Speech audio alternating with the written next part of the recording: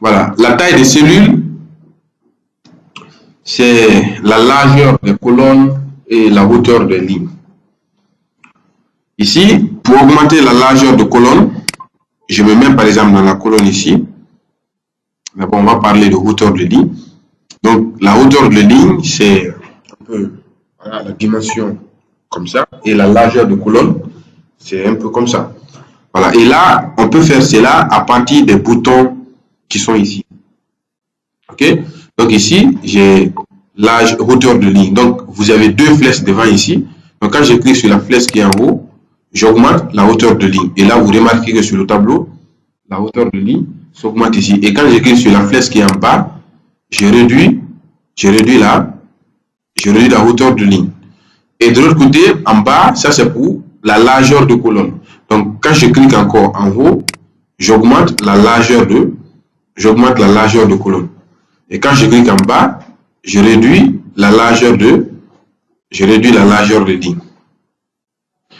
Maintenant, ici, nous avons l'ajustement automatique. L'ajustement automatique, dans l'ajustement automatique, vous avez plusieurs types d'ajustements. Vous avez ajustement automatique du contenu, ajustement automatique de la fenêtre et largeur de colonne fixe. Ça veut dire quoi? Ici, si par exemple, j'ai un test dans le tableau là, par exemple, je prends comme ça, voilà, et ici je mets par exemple quelque chose comme ça,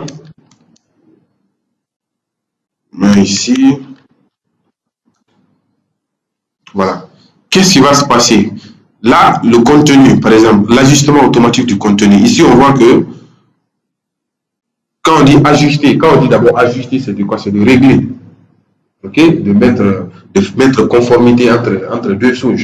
Donc, ajuster le tableau ou bien la largeur de colonne en fonction du contenu. Donc ici, par exemple, on constate que le test est saisi sur deux lignes.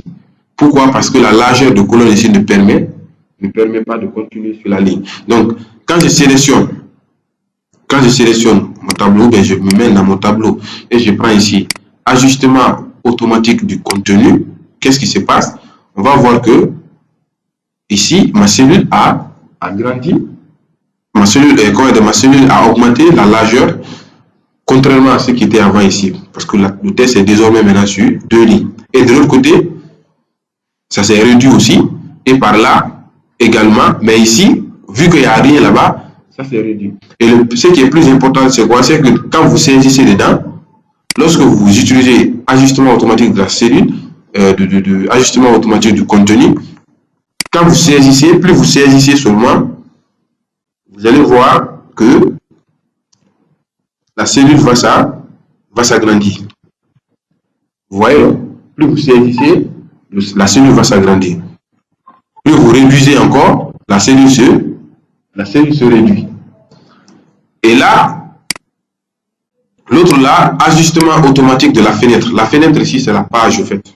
Votre page. Donc, normalement, ça doit être ici et ça doit être ici, donc sur la marge. Mais là, vous voyez, il y a l'espace qui est là, l'espace vide qui est là. Donc, en choisissant ajustement automatique de la fenêtre, c'est-à-dire que vous allez adapter le tableau en fonction de la fenêtre. Donc, le tableau va s'agrandir directement sur la fenêtre. Donc, vous faites l'ajustement automatique de la fenêtre.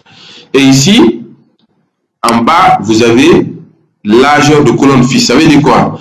Lorsque vous prenez largeur de colonne fixe, c'est fini. La largeur ne peut pas s'augmenter. C'est le contraire de l'ajustement automatique du contenu. Donc ici, quand vous saisissez, quand ça arrive seulement à la fin, ça revient à la ligne.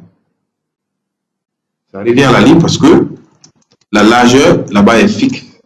Vous pouvez commencer quand même de hauteur, mais la largeur, vous ne pouvez pas dépasser. Donc ça, c'est les différents types d'ajustements. Ajustement automatique du contenu par rapport à ce qui se trouve à l'intérieur du tableau, ajustement automatique de la fenêtre, même si le tableau est petit, ça va s'agrandir en tout cas pour que ça prenne les espaces libres, l'espace sur la page. Et largeur de colonne fixe, c'est-à-dire la colonne est figée, ok, vous ne pouvez pas dépasser la largeur. En plus de ça, nous avons ici les alignements. Donc les alignements, c'est lorsque par exemple vous avez la hauteur par exemple un peu plus élevée, comme ça. Voilà, donc ici, vous pouvez sélectionner Et vous avez les différents types d'alignements ici. Donc, ici, vous avez les alignements en haut, vous avez les alignements au centre et vous avez les alignements en bas. Donc, quand vous venez sur un alignement, en haut, par exemple, ici, il y a en haut à gauche, en haut au milieu, en haut à droite. Ici, au centre à gauche, au centre au milieu, au centre à droite, ainsi de suite. Donc, quand je clique, par exemple, ici à défaut, ça y est, ici, le test est comment? Le test est en haut à gauche.